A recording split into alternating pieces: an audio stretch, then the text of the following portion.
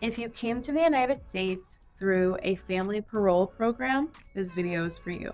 I'm Bianca Jordan, immigration attorney at Brazen Legal, a national immigration law firm that works with immigrants all over the world to help you live and work in the United States. To learn more about me and my law firm, you can visit brazenlegal.com. So, in this video, I want to chat with you about the family reunification parole programs. There are a series of countries that have this program, for example, Haiti. I think there are some Central American countries that also have this program as well.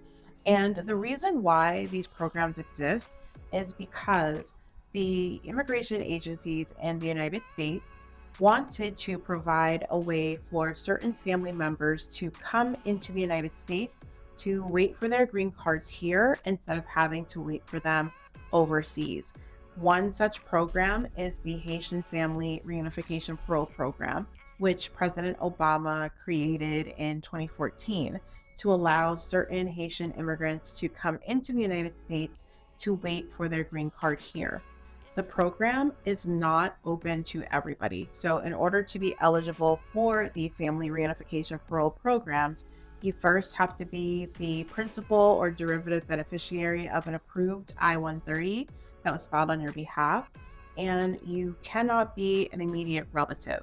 So if you are the spouse of a U.S. citizen or the unmarried child under the age of 21 of a U.S. citizen or the parent of a U.S. citizen who is over the age of 21, you are not eligible for this program.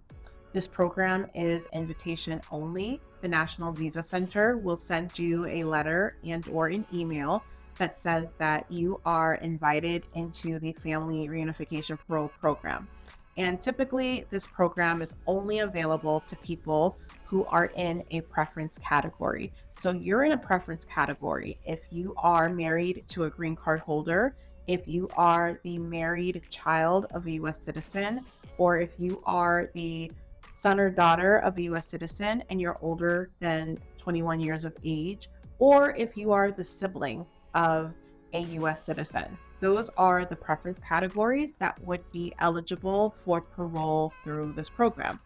That's important to know because if you are in a preference category, you do not get the benefit of falling out of status and being here undocumented and easily being able to adjust your status. If you are in a preference category, it is important that you maintain that parole status throughout so that you're able to get your green card in the United States when the time is ready. And so this program was created to allow preference category people to enter the United States and wait for their green cards here. And so what happens is you're invited through the program, you come into the United States, you're paroled into the United States for a period of 3 years. And while you're paroled in the United States in that parole status, you're able to get a social security card so that you can work, and you're also able to get a work permit so that you can legally work in the United States. You're supposed to keep track of that parole because, again, as a preference category person, you cannot fall out of status and expect to adjust your status. So it's really important that you pay attention to that 3-year timeline.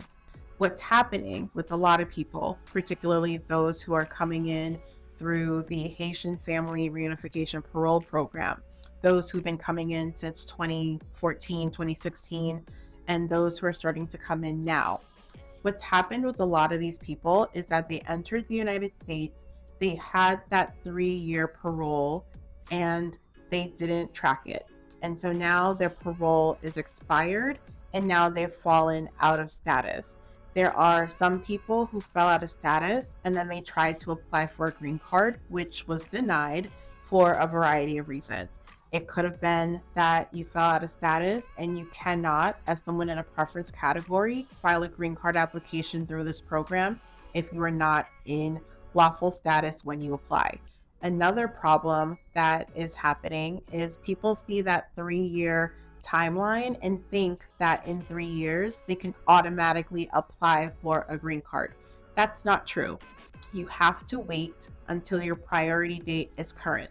because the way that this program works is that instead of waiting for an interview at your embassy or consulate abroad, you are given the ability to come into the United States and wait for your green card here. But you still have to wait for that priority date to become current before you file that green card application here. So I've seen a lot of people where they came into the United States with the parole through this program many, many years ago, and they let their status lapse. They file that green card application and it's denied. That's one problem. The bigger problem is you've fallen out of status. And if you are out of status for more than 6 months or more than a year, you're going to accrue unlawful presence and you're going to have to get your green card in your home country versus here because you can no longer adjust.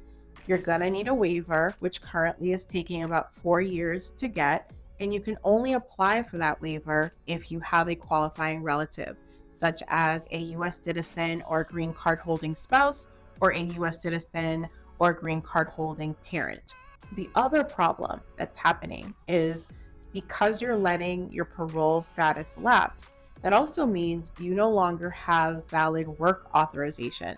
And that is very problematic for people who come in with a preference category to work undocumented. It could keep you from getting your green card. So what are you supposed to do? How are you supposed to fix this problem if you are someone who entered the United States on parole many, many years ago through a family reunification parole program, and now you realize, oh my God, like my status is expired, I didn't know. What do you do? So first, you want to contact an immigration attorney who can help you get that status back. But it's not enough to get the status back and have it continue on. You want your attorney to make sure that they are recapturing it so that it looks like you never lost your status at all. At my law firm, we recently did this for a family of 4 from Haiti. They entered the United States in 2017 through the Family Reunification Parole Program. And they worked with someone who was not an attorney, who gave them really bad legal advice, told them that they did not need to and should not renew their parole status, and that at the end of the 3-year period, they would be able to apply for their green card, which is not true. They ended up filing that green card application and it was denied for a variety of reasons, one of which being they fell out of status, the other one being their priority date was not current yet. And so they spent the last several years out of status, and now that their priority date is current, it was going to cause an issue because they had so much time in the United States where they were undocumented.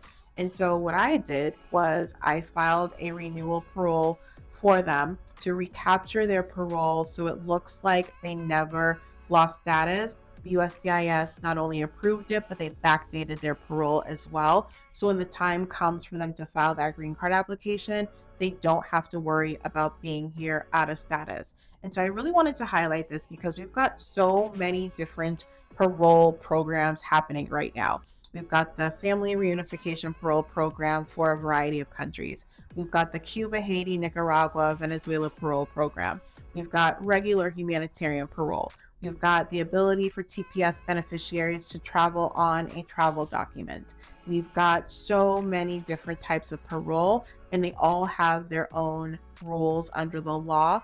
But specifically for those of you who came in through the Family Reunification Parole Program, I want to make sure that you understand that you need to keep track of when your parole is up. You need to keep track of when your priority date becomes current with the National Visa Center so that you're not losing your status and that you're able to file that adjustment of status application so that you can get your green card in the United States and you don't have to leave or apply for a waiver.